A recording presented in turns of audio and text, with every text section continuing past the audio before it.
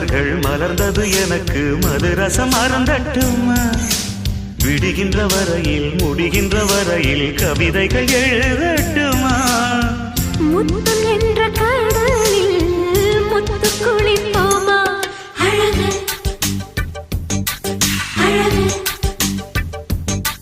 ஓ நீ நடந்தால் நடையழகு அழகு நெருங்கி வரும் இடையழகு அழகு வேலெறியும் விழியழகு